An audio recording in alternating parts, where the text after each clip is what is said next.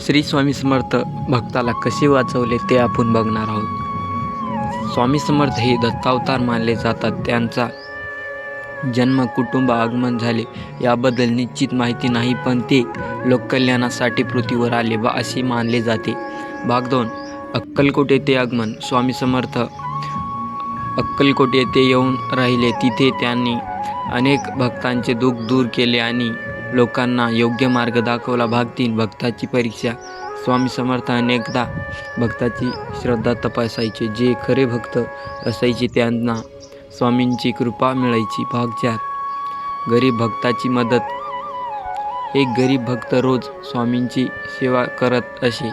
स्वामींनी त्याला योग्य वेळी मदत करून त्याचे जीवन बदलले. भाग 5. अहंकारात तोडायचा उपदेश. स्वामी समर्थ म्हणत, माणसाने कधीही अहंकार ठेवू नये.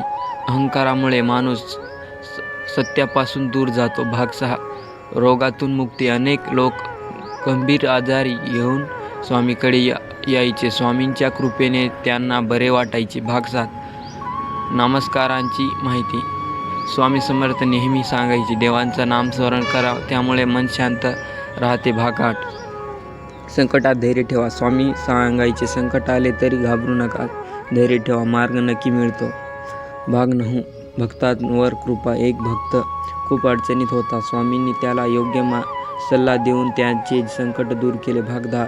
साधेपणाचे महत्त्व. स्वामी समर्थ साधे जीवन जगत होते. त्या लोकांना साधे आणि प्रामाणिकपणे शिकवला. भाग 11. कर्माचे नियम.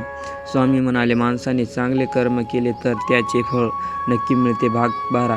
श्रद्धेची ताकद. ज्यांची श्रद्धा मजबूत असते त्यांना जीवनात मार्ग मिळतो असे स्वामी सांगत.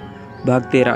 दयाळूपणाचा संदेश. स्वामी समर्थ सर्वांवर दया करायचे. त्यांना लोकांना एकमेकांना मदत करायला शिकवले. भाग 14. लोभ टाळा. स्वामी म्हणाले, जास्त लोभ माणसाला दुःखी करतो. साधा समाधान सुख असते. भाग 15. गुरुचे महत्त्व.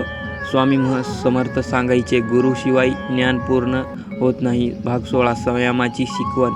स्वामी सांगायचे, संयम ठेवले तर कठीण व्यवस्था होते. भाग 17. सत्याचा मार्ग. स्वामी समर्थ नेहमी सत्य बोलायचे आणि लोकांना सत्य मार्गावर चालवायचे सांगायचे. भाग 18. भक्ताचे रक्षण. स्वामी समर्थ आपल्या भक्तांचे नेहमी रक्षण करत असा लोकांचा विश्वास आहे. भाग 19. भक्त आणि सेवा.